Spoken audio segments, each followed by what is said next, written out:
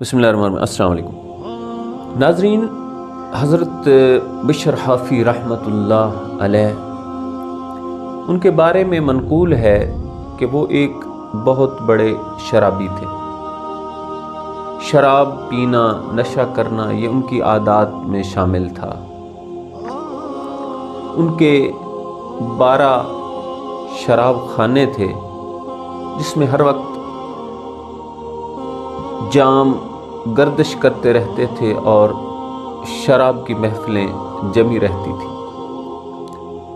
ایک دن حضرت بشر حافی نشے کی حالت میں چلتے جا رہے تھے کہ ان کی نظر ایک کاغذ کے ٹکڑے پر پڑی جو کہ زمین پر گرا ہوا تھا۔ جب انہوں نے غور سے دیکھا تو کہنے لگے کہ اس پر تو میرے مالک اور میرے رازق کا نام لکھا ہوا ہے۔ اس کاغذ کے ٹکڑے پر بسم اللہ الرحمن الرحیم تحریر تھا۔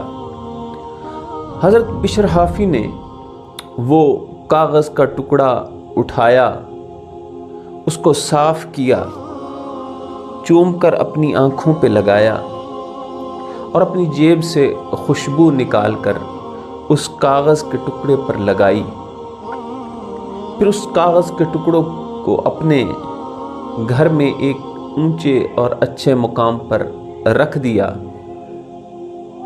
فرماتے ہیں کہ ایک شخص نے حضرت حسن بصری رضی اللہ تعالی عنہ کے خواب میں جا کر ان سے کہا کہ جائیے اور وہاں آپ کو حضرت بشر حافی ملیں گے، ان سے ملیے اور انہیں کہیے کہ جس طرح تو نے میرے نام پہ جمی ہوئی مٹی اور گندگی کو صاف کیا، اللہ فرما رہے ہیں کہ میں نے تمہارے گناہوں کی گندگی کو تم سے صاف کر دیا۔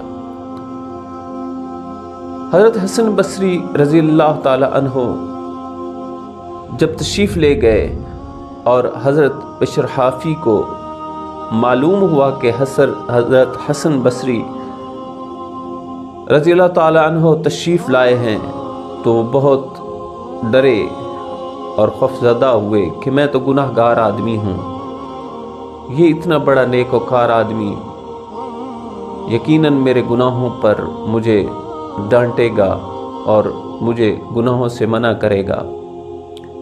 وہ ڈرتے ڈرتے حضرت حسن بصری کے سامنے جب آئے تو حضرت حسن بصری نے اٹھ کر ان کا ماتھا چوما اور فرمایا کہ بشر، ہمارا رب بہت کریم ہے، وہ بہت رحم کرنے والا ہے۔ تو نے اس کے نام سے جو مٹی کو صاف کیا، اللہ کو وہ تیری ادا اتنی پسند آئی کہ اللہ پاک نے تمہارے گناہوں کو تم سے دھو ڈالا اور تمہیں پاکیزگی عطا کر دی۔ چنانچہ یہ بات سننے کے بعد حضرت بشر حافی رونے لگے اور آہوزاری میں انہوں نے اللہ سے توبہ کی کہ میں ایک اتنا گناہ گار آدمی، اللہ نے مجھ کو معاف کر دیا۔ وہ روتے ہوئے انہوں نے جب توبہ کر لی اور اپنے گناہوں سے معافی طلب کر لی تو پھر کہتے ہیں کہ وہ اللہ سے اتنے ڈرے کہ انہوں نے پھر کبھی گناہ کے قریب جانا بھی گوارا نہ کیا، اور وہ ہمیشہ پاؤں میں جوتوں کے ڈالے بغیر چلتے تھے زمین پر۔ کسی نے پوچھا کہ اے بشر، تم پاؤں میں جوتے کیوں نہیں پہنتے؟ اور حافی بھی اس کو کہتے ہیں جو ننگے پاؤں سے چلے۔ تو حضرت بشر حافی فرماتے ہیں کہ اللہ نے قرآن پاک میں فرمایا کہ بے شک ہم نے زمین کو بچھونا بنا دیا تو میرا دل نہیں چاہتا کہ میں اللہ کے بچھونے پر جوتے پہن کر چلوں۔ یہ ان کی پرہیزگاری اور تقوی کا عالم تھا۔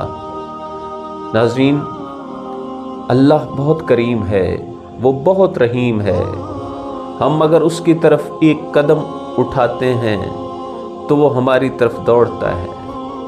آئیے ہم بھی اپنے گناہوں سے توبہ کریں، کیا پتہ اللہ پاک کو ہمارا کوئی چھوٹا سا عمل پسند آ جائے اور اللہ پاک ہماری دنیا بھی بہتر فرما دے اور ہماری آخرت بھی بہتر ہو جائے۔ السلام علیکم ورحمۃ اللہ۔